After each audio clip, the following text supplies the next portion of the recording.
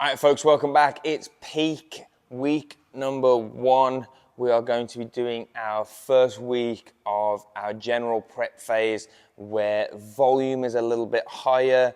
We're going to have higher reps, less sets, and we are starting to just work on capacity building, okay? So I'm going to take you through today's workout, which is an upper body and plyometric day. I hope you enjoy. I'm actually going to be doing it as another voiceover. I kind of enjoyed doing the first one for testing day as a voiceover, so I'm going to do it again for this one. And yeah, I hope you enjoyed the content. Go ahead and like the video, subscribe to the channel, and I'll see you all at the end.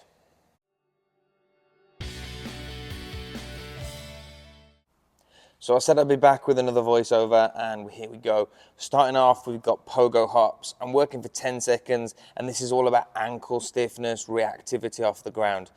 I like to then go into a bit more of a dynamic, so we go into our lateral pogo hops here. Again, elasticity through the ankle, but we're also working on that inversion and eversion when we do the lateral. So here we're doing a linear line hop, trying to work on reactivity off the ground. It's still ankle stiffness, working as quick as we can through the feet. Really kind of taking our time here to understand what it means to work off the ground. So feet are doing a lot of the work, ankles are doing a lot of the work, and the calves are having to react as well. As soon as we move out of that, we're going to get to a little more kind of compound movement, and this is where we get to our squat jumps. I'm working for 10 seconds here. It's a little more kind of ankle, knee, and hip now, being a little more explosive off the ground. From here, I progress it into a box jump, really trying to focus on getting the reps in here. So this was actually 10 reps and just really kind of taking my time. I think the highest I got to was 42, maybe 44 inches for today. Again, I'm working on 10 reps there. So moving on, we are going into our first compound exercise, which is a bench press. But before I do that, I always kind of pair that with a accessory move or a corrective exercise, if you will. And today's corrective exercise was a band pull apart. Now I'm actually doing this underhand. Big thing here is pinch the shoulder blades, pull the band apart, make sure you're kind of squeezing through the back as you go here. 15 reps on this one and you'll feel the back of your shoulders burning. I was really liking putting the corrective exercise first as opposed to second after the main compound. And I don't know why, whether or not, for me, it just felt a lot more comfortable. I felt a lot more stable when I'm benching here, and I was able to press a lot more comfortable as well. So this is 185 pounds. I'm going for 10 reps here.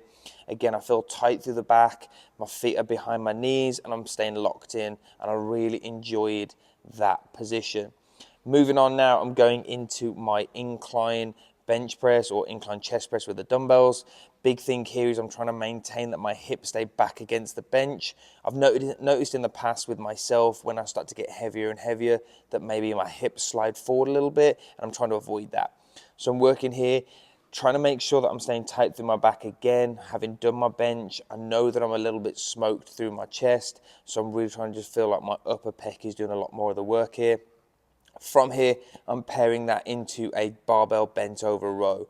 A big thing here, I really like the cue of pulling the shoulder blades back and in, but I also like to feel that my elbows are wrapping around my back. That's a big cue that I've heard in the past, and I really enjoy it. Moving on then, going into our kind of continuing on to work on accessory stuff, if you will, is a dumbbell shoulder press. I like a standing position. It kind of forces me to have to keep my trunk engaged more, and I can't cheat the movement. I probably have to be a little bit lighter on this. As soon as I've done that, I'm moving on and I'm getting some biceps in there. Real simple, just this is still part of that muscle building mentality that I don't want to lose. So part of this whole journey is about being able to be stronger, yes, and being more athletic, yes, and reaching my peak performance, but still having muscle mass. And so this is where this comes from. Finally, finishing it off, we've just got some straight plank position.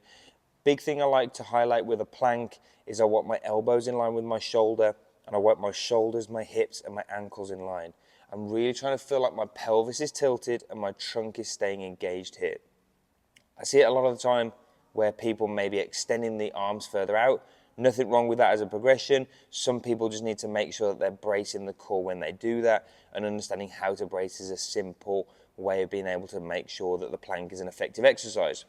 And so One thing that I just love to kind of reiterate with people is, look, hey, you want to keep everything in line, so elbow and shoulders, and then shoulders, hips, and ankles, but then from there, really focus on that tilt of the pelvis, nice kind of flat position through that lower back, and brace the core as hard as you can. As soon as you do that, you're going to get a lot more effective work done through your core. And there you have it, folks. So that's 6 weeks workout, just general prep stuff, so just a little more volume, reps. Yeah, go ahead and like the video, subscribe to the channel. I'll see you next week.